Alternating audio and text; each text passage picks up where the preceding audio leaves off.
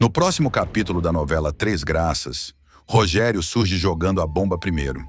Em uma conversa seca com Cláudia, ele deixa claro que o jogo virou. Sem rodeios, afirma que Arminda e Ferretti estão na contagem regressiva. O aviso não é ameaça, é sentença. Quando a verdade cair, não haverá acordos nem perdão. Antes de continuar, clique no botão de gostei, se inscreva no canal e comente de qual cidade você assiste a novela. Enquanto isso, Arminda perde o controle dentro de casa. A relação com Raul degringola de vez. Ela acusa, reclama, tenta impor medo, mas o incômodo real é outro. O filho está fazendo perguntas demais, perguntas perigosas. O embate entre os dois é carregado de ressentimentos antigos e verdades que insistem em vir à tona. Do outro lado, Paulinho já não reconhece Gerluce.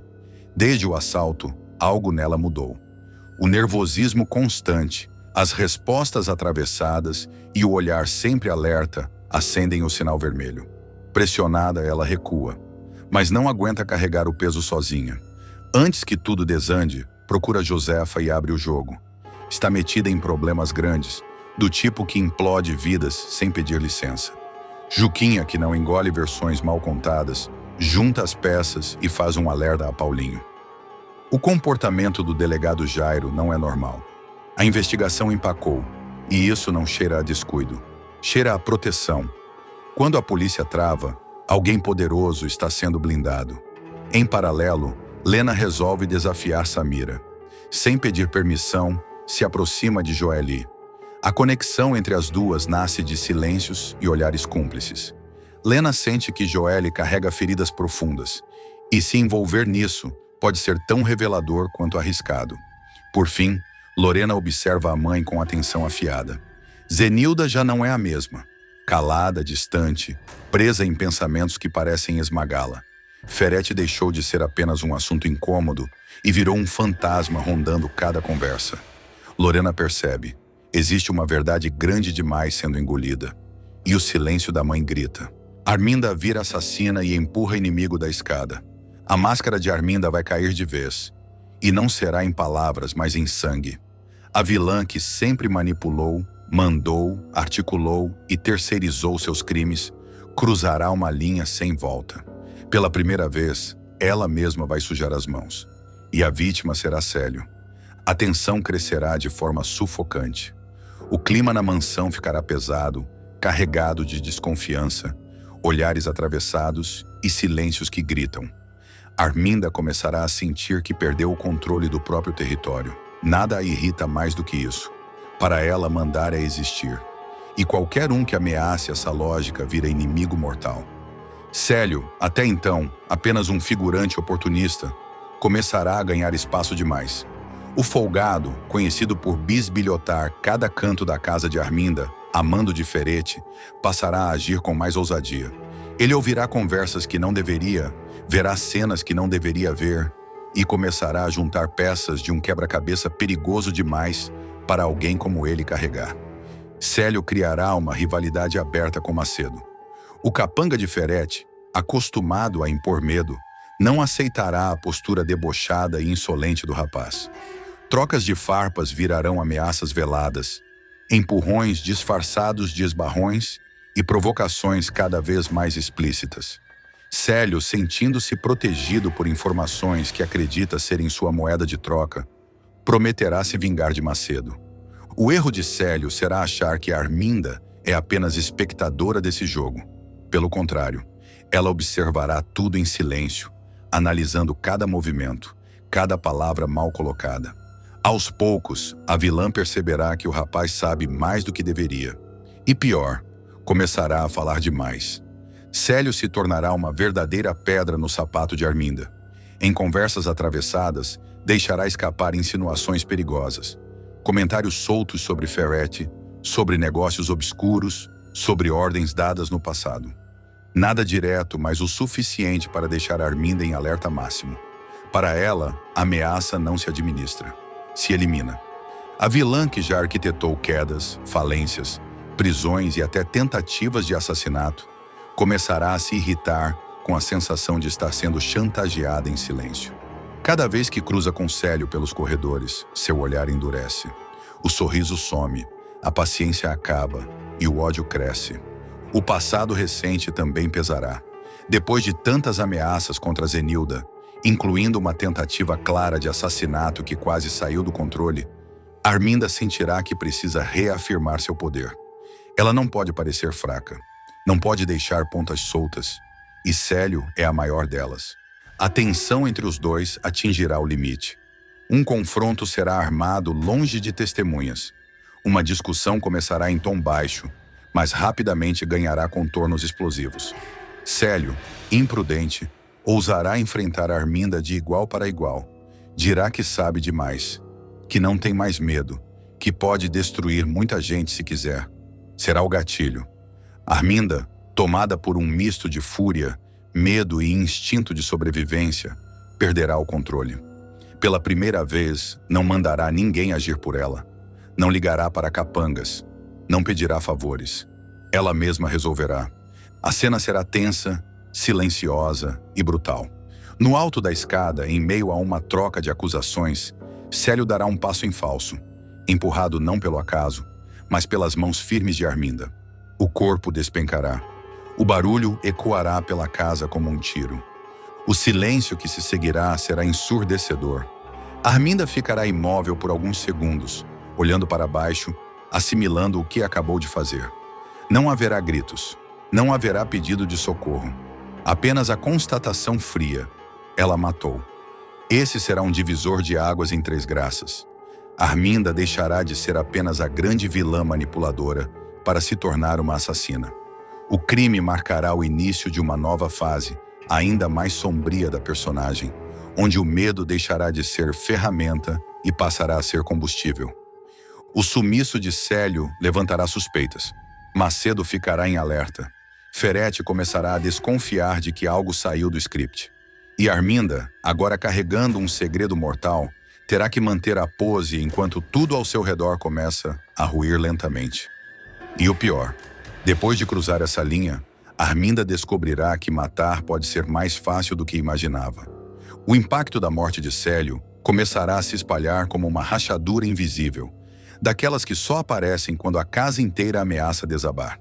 O corpo será encontrado horas depois, e a queda da escada será inicialmente tratada como acidente, mas em Três Graças nada cai por acaso. Macedo será o primeiro a estranhar. Ele conhecia Célio o suficiente para saber que o rapaz era imprudente, mas não desatento. Algo naquela cena não vai fechar. Um detalhe fora do lugar, uma marca no corrimão, um objeto deslocado. Pequenos sinais que não provam nada, mas acendem o alerta. Macedo começará a refazer mentalmente os últimos passos de Célio, e Arminda surgirá em todos eles. Ferretti, por sua vez, reagirá com frieza calculada. Ele perceberá rápido demais que Arminda cruzou uma fronteira perigosa. O crime não estava nos planos, e quando Arminda age por conta própria, significa que o controle escapou das mãos de todos, inclusive das dele. O vilão passará a observá-la com mais cuidado, não por medo, mas por precaução. Assassinos impulsivos são riscos ambulantes. Arminda, externamente, seguirá impecável. Luto contido, frases medidas, olhar firme. Internamente, porém, algo terá mudado. Ela não dormirá. Reviverá a cena em flashes rápidos, sem arrependimento, mas com uma inquietação nova. O prazer silencioso de ter resolvido tudo sozinha. A vilã perceberá que não depende mais de ninguém para eliminar ameaças. A investigação ganhará corpo quando contradições começarem a surgir. Horários que não batem. Relatos desencontrados. Zenilda, mesmo fragilizada pelos ataques do passado, sentirá que algo está errado.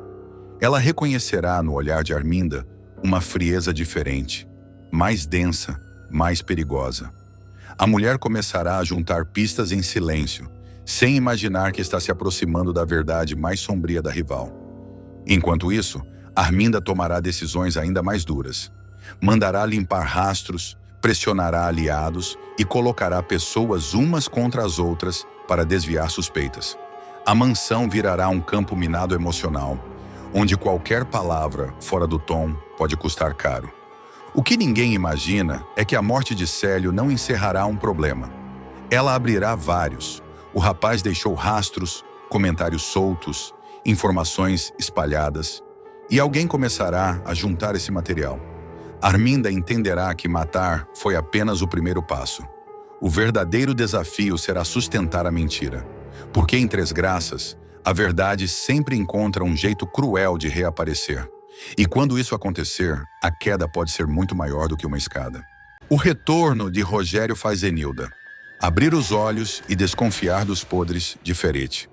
Um retorno tão rápido quanto perturbador vai sacudir estruturas que pareciam sólidas demais para ruir. Rogério, dado como morto há 5 anos após um suposto suicídio cercado de versões mal explicadas, reaparecerá de forma relâmpago. E esse simples fato será suficiente para virar a chave dentro de Zenilda. Nada volta ao lugar depois disso, nem o casamento, nem as certezas, nem o silêncio conveniente que sempre protegeu Ferete. O impacto do reaparecimento de Rogério não estará no tempo que ele permanece em cena, mas no estrago que deixa para trás. Zenilda, que por anos engoliu justificativas prontas, discursos calculados e explicações genéricas do marido, finalmente começa a enxergar o óbvio.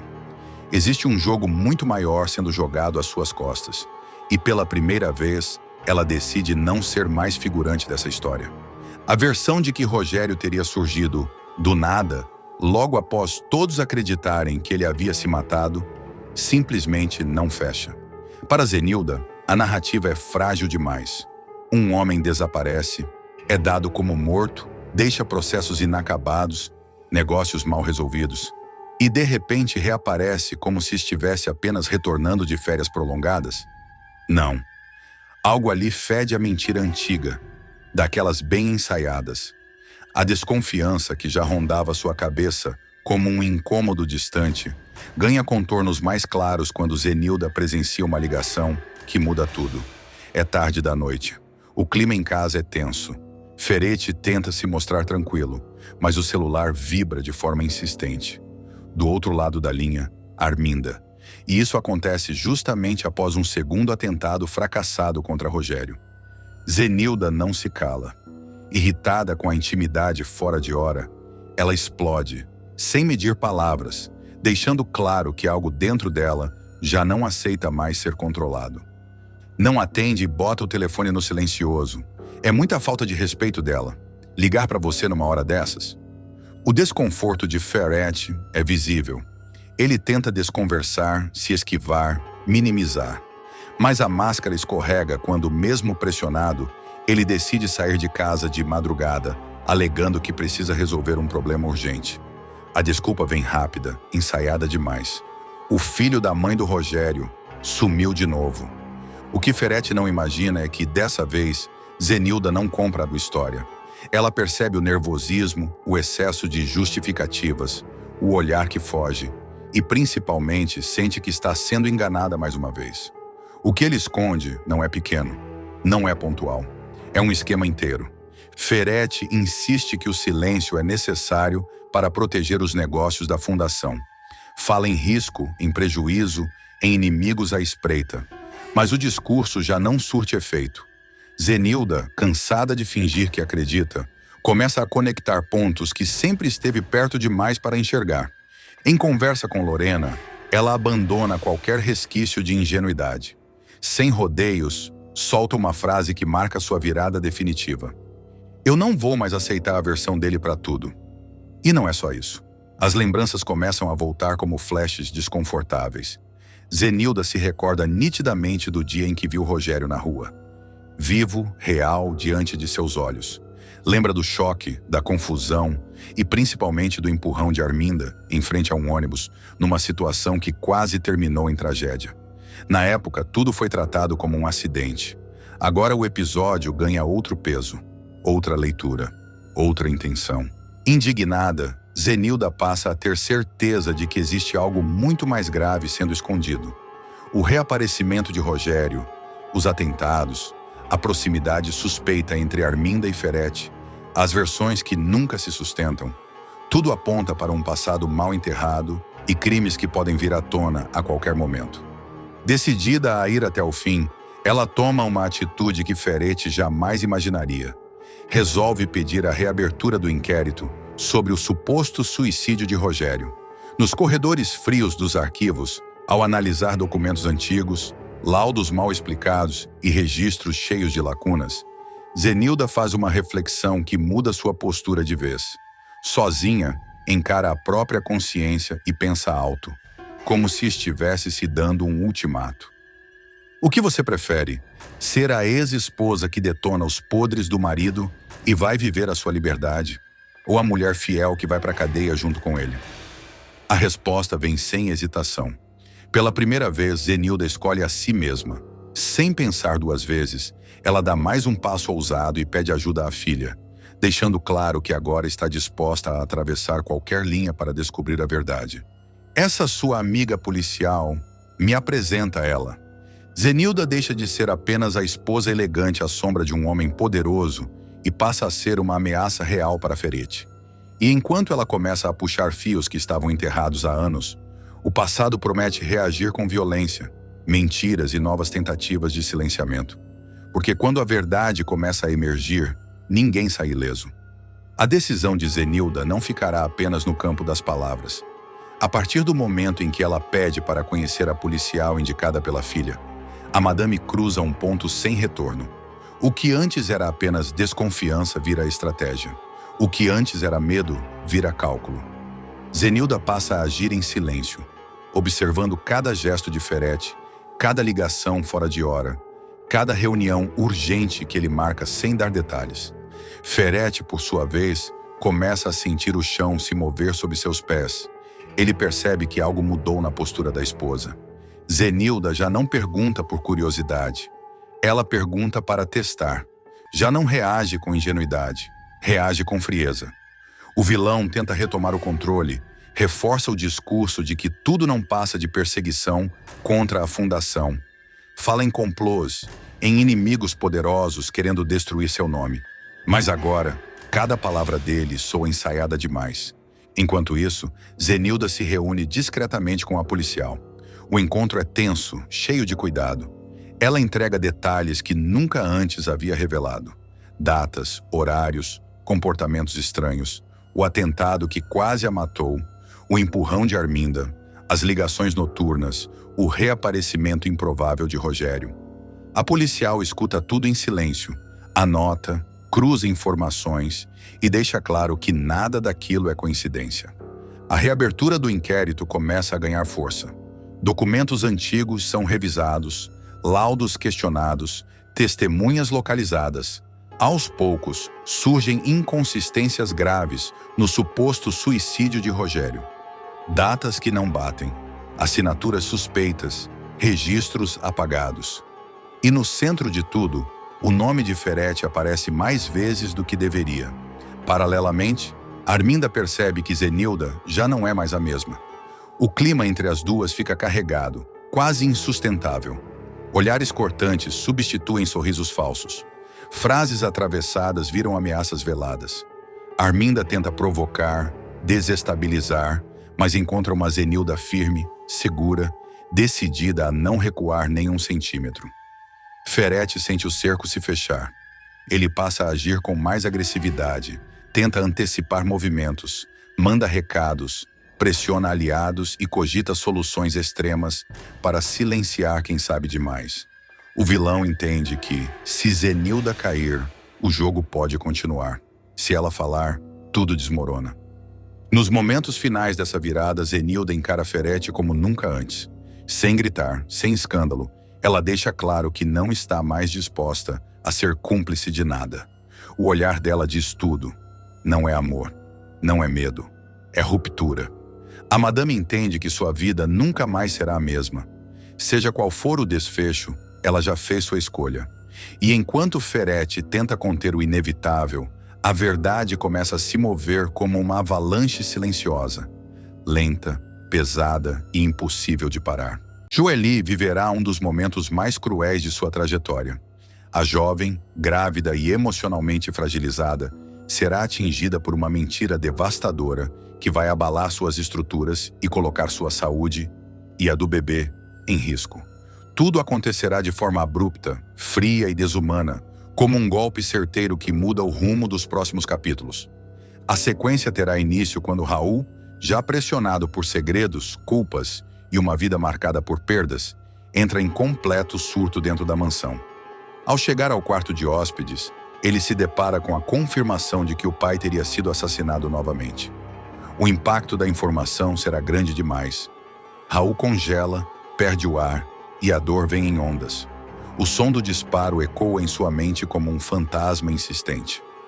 Pai, por que você fez isso comigo de novo? Ele gritará, completamente fora de si, enquanto lágrimas escorrem sem controle. Sem conseguir permanecer no local, Raul sai correndo da mansão, atravessando os corredores como um homem perdido, ignorando qualquer tentativa de detê-lo. Ele foge para a rua como se pudesse escapar da própria dor. Pelas ruas do centro de São Paulo, Raul vaga sem rumo, em choque, andando entre carros, pessoas e buzinas, alheio ao mundo ao redor. Em determinado momento, ele encosta em uma parede, desliza lentamente até o chão e chora convulsivamente. É nesse instante de absoluta vulnerabilidade que o pior acontece. Um homem em situação de rua observa o celular caro em sua mão e, aproveitando-se do descuido, furta o aparelho e desaparece em meio à multidão. Raul permanece ali, devastado, sem perceber que perdeu o telefone, justamente o meio que o liga a Joelle. Corte para a escola. Durante a aula, Joelle tenta manter a concentração, mas algo a incomoda desde cedo. Ela sente um aperto estranho no peito, um pressentimento ruim, como se algo estivesse prestes a acontecer. A professora explica a matéria, os colegas conversam baixo e Joelle acaricia discretamente a barriga, buscando acalmar o bebê. De repente, o celular vibra. Uma chamada. Número de Raul. Ela franze a testa, estranha o horário, ignora. O aparelho vibra de novo, e outra vez. O coração acelera. Um suor frio escorre por sua nuca. Por que ele está ligando agora? Sussurra para si mesma. Sem aguentar a insistência, Joelle atende, já nervosa. Raul, que brincadeira é essa? Aconteceu alguma coisa? Do outro lado da linha, o silêncio dura segundos longos demais, até que uma voz desconhecida responde, seca, sem empatia. Não sou o Raul, não. Sou o novo dono desse telefone. Joelle sente o chão desaparecer sob seus pés. A sala gira. Ela se levanta da cadeira instintivamente. Como assim? Cadê o Raul? Passa ele para mim agora, exige com a voz trêmula. O homem ri. Um riso cruel, debochado, que só piora tudo. Ele levou um balaço no peito. A adolescente arregala os olhos. O ar some. Para com isso. Isso não tem graça, ela implora. Sem qualquer pudor, o estranho solta a frase que muda tudo. Raul já era. Já deve ter desembarcado no inferno. Ele está morto. O impacto é imediato e violento. O celular escorrega lentamente da mão de Joelle, bate no chão da sala e o som ecoa como um tiro. Ela tenta falar, mas a voz não sai. Os olhos se perdem no vazio. O corpo vacila. Diante do olhar assustado dos colegas e da professora, Joelle dá 2 passos para trás e desaba, desacordada, no meio da sala de aula. O desespero toma conta do ambiente. Alunas gritam, cadeiras são arrastadas e a professora corre para ampará-la. Chamem ajuda! Ela está grávida! Alguém grita. Joelle é colocada em uma maca improvisada e levada às pressas ao consultório de José Maria, enquanto sua respiração segue irregular. No trajeto, a jovem murmura palavras desconexas, chama por Raul, pede que ele não a abandone. No consultório, José Maria percebe rapidamente a gravidade da situação. Ele tenta reanimá-la, mede seus sinais vitais e pede urgência. O choque emocional foi forte demais, dirá ele, preocupado. Isso pode ter consequências. Enquanto isso, a falsa notícia começa a se espalhar como rastilho de pólvora. Comentários surgem, especulações ganham força, e o nome de Raul passa a circular associado à palavra morte, sem que ninguém confirme nada.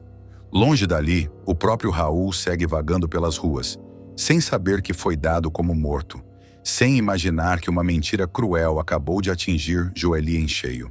O destino dos dois parece cada vez mais distante, costurado por desencontros, mentiras e e decisões que ainda terão um preço alto.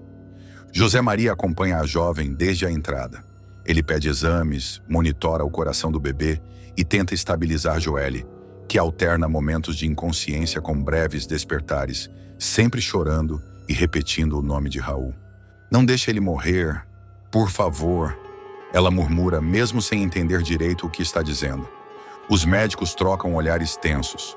O diagnóstico inicial aponta um desmaio causado por choque emocional severo, agravado pela gravidez. José Maria é direto. O estresse extremo pode provocar um parto prematuro se a jovem continuar sob esse impacto psicológico. Enquanto isso, a mentira ganha corpo fora do hospital. A história da morte de Raul começa a circular em grupos de mensagem, corredores e sussurros apressados.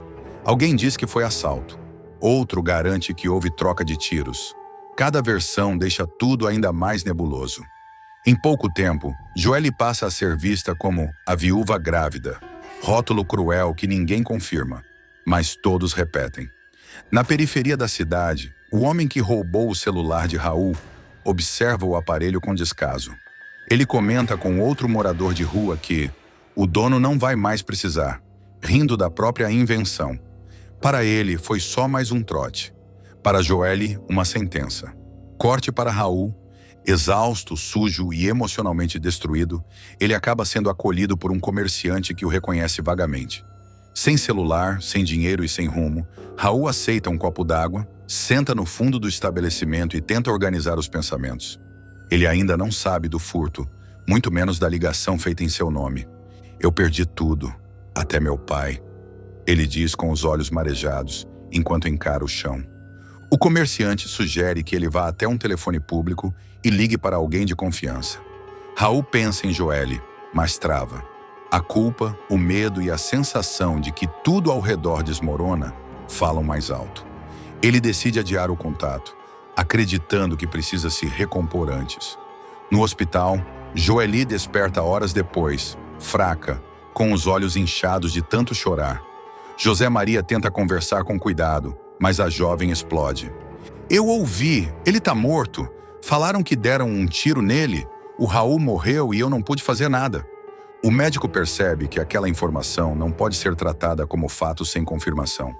Ele pede calma, orienta a família e insiste que ninguém declare nada antes de ter certeza. Mas o estrago já está feito. Joelle se agarra à barriga, tomada pelo pânico de criar o filho sozinha. Meu bebê não vai conhecer o pai, ela diz aos prantos. Em paralelo, pessoas próximas a Raul começam a estranhar o sumiço repentino. Comentários desencontrados surgem até que alguém menciona ter ouvido que Raul morreu. A notícia chega distorcida, sem fonte, sem prova, mas suficiente para causar alvoroço. Quando finalmente Raul consegue acesso a um telefone emprestado, já é tarde demais. Ele disca números de cabeça, mas nenhum completa. O nervosismo cresce. Ele sente que algo muito errado está acontecendo, mesmo sem saber exatamente o que. Nos próximos momentos, a falsa morte de Raul seguirá produzindo efeitos devastadores, colocando Joelle à beira de um colapso emocional, enquanto o rapaz caminha, sem saber, direto para um choque de realidade que promete virar tudo de cabeça para baixo. Pisada por Arminda, Zenilda se volta contra Ferretti e faz exigência. Zenilda deixará definitivamente o papel de coadjuvante, submissa e protagonizará uma virada que ninguém esperava. Acostumada a engolir humilhações em silêncio, a mulher finalmente chegará ao limite depois de ser pisada publicamente por Arminda. O que parecia apenas mais um ataque cruel da vilã acabará despertando algo perigoso: a ambição e a coragem de quem cansou de ser invisível. Durante anos, Zenilda aceitou viver à sombra do poder de Ferretti e da influência esmagadora de Arminda. Sempre tratada como alguém descartável, ela observava de longe as decisões, os contratos, as reuniões e os acordos feitos por homens e mulheres que jamais a enxergaram como igual. No entanto, a dinâmica dentro da fundação começará a mudar quando Arminda decidir assumir de vez o controle da empresa. Após muito tempo deixando os negócios exclusivamente nas mãos do amante, Arminda surpreenderá a todos ao anunciar que passará a comandar diretamente a parte da fundação que pertencia a Rogério. Usando a suposta morte do marido como argumento legal e moral, a vilã deixará claro que não pretende mais ficar nos bastidores. Sua decisão será comunicada a Ferete de forma seca, fria e autoritária. Arminda não pedirá permissão, ela apenas avisará. Dirá que instalará um escritório próprio dentro da fundação e que assumirá imediatamente as funções administrativas, financeiras e estratégicas que antes estavam sob o comando de terceiros. O ultimato deixará Ferete visivelmente desconfortável. Pela primeira vez, ele perceberá que a amante não quer apenas poder simbólico, mas domínio real. O clima entre os dois ficará tenso. Arminda fará questão de lembrar que tudo o que conquistou foi com astúcia, silêncio e sangue frio, e que não aceitará ser tratada como figurante em um império que ajudou a sustentar. Ferete tentará contemporizar, mas perceberá que a vilã não está aberta a negociações. Logo depois, Arminda decidirá ir ainda mais longe. Em um encontro cuidadosamente planejado, ela chamará Zenilda para uma conversa que, na verdade, será um massacre emocional. Com palavras calculadas, a vilã fará questão de esfregar na cara da amiga, que assumirá o cargo que antes pertencia a ela dentro da fundação. Arminda deixará claro que, como sócia legítima, tem prioridade absoluta, enquanto Zenilda não passa de alguém facilmente substituível. A humilhação será pública. Lorena, que estará presente no local, ficará completamente indignada ao testemunhar a forma cruel com que Arminda trata Zenilda. A vilã não poupará sarcasmo nem ironia. Dirá que sempre soube que Zenilda não tinha pulso, nem talento, nem coragem para ocupar um cargo de liderança. Cada palavra será uma facada. Zenilda ouvirá tudo em silêncio. O olhar baixo esconderá uma fúria crescente.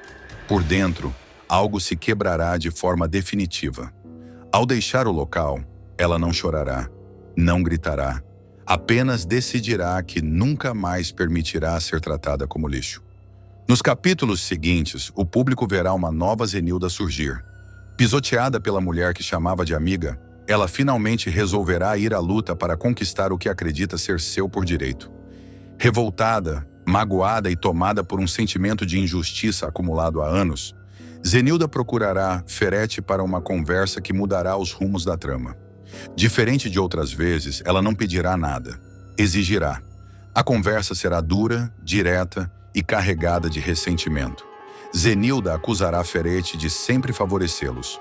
Arminda com poder, status e decisões, ele próprio com controle absoluto. E ela, sempre relegada ao papel de esposa decorativa, usada quando conveniente e descartada quando atrapalhava. Sem rodeios, Zenilda cobrará que o marido lhe conceda exatamente os mesmos direitos que Arminda dentro da fundação. Ela exigirá participação nas decisões, acesso às contas, assinatura em contratos e presença nas reuniões estratégicas.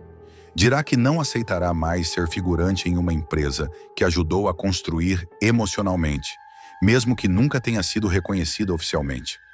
A exigência cairá como uma bomba. Ferete ficará contra a parede. Pela primeira vez, não terá respostas prontas nem argumentos fáceis. Ele perceberá que subestimou Zenilda por tempo demais. A mulher que ele acreditava controlar, agora se mostrará firme, consciente e perigosamente determinada. O vilão tentará desconversar, minimizar o pedido, jogar a responsabilidade para o futuro. Mas Zenilda deixará claro que não aceitará adiamentos. Ou ela será reconhecida como sócia de fato, ou estará disposta a expor segredos que podem implodir a fundação por dentro.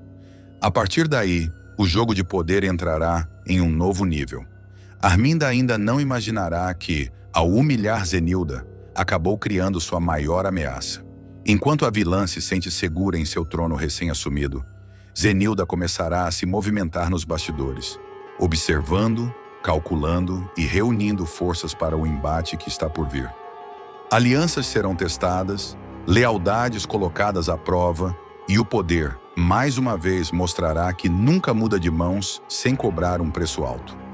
A exigência de Zenilda começará a produzir efeitos imediatos e perigosos. Ferete, acuado, passará a agir com cautela redobrada. Ele fingirá aceitar parte das condições impostas pela esposa, oferecendo-lhe um cargo simbólico, uma sala menor e acesso limitado a documentos cuidadosamente selecionados. Será uma concessão calculada, pensada para ganhar tempo e evitar um escândalo imediato. Mas Zenilda não será mais a mesma. Ela perceberá rapidamente a armadilha e entenderá que Ferete está tentando enganá-la, exatamente como sempre fez. Em silêncio, ela aceitará o jogo, mas começará a observar tudo com atenção cirúrgica. Planilhas, reuniões, conversas de corredor e mudanças suspeitas na contabilidade passarão a chamar sua atenção. Aos poucos, Zenilda ligará pontos que nunca teve coragem de enxergar. Enquanto isso, Arminda notará a mudança de comportamento da antiga amiga. O olhar firme, a postura segura e a presença constante de Zenilda na fundação despertarão o instinto paranoico da vilã. Ela passará a pressionar Ferete, exigindo explicações e cobrando fidelidade absoluta. O clima entre os dois se tornará cada vez mais instável, marcado por discussões veladas e ameaças sutis. Lorena, por sua vez, se aproximará ainda mais de Zenilda. Indignada com a injustiça que presenciou, ela se tornará uma aliada estratégica, ajudando a mulher a entender o funcionamento interno da fundação e alertando sobre movimentações suspeitas de Arminda. Essa aliança silenciosa começará a incomodar os vilões. A tensão atingirá o ápice quando Zenilda descobrir documentos que comprovam decisões ilegais tomadas por Ferete com o aval de Arminda. Em posse dessas informações, ela entenderá que agora tem algo muito mais valioso do que um cargo: poder real de negociação.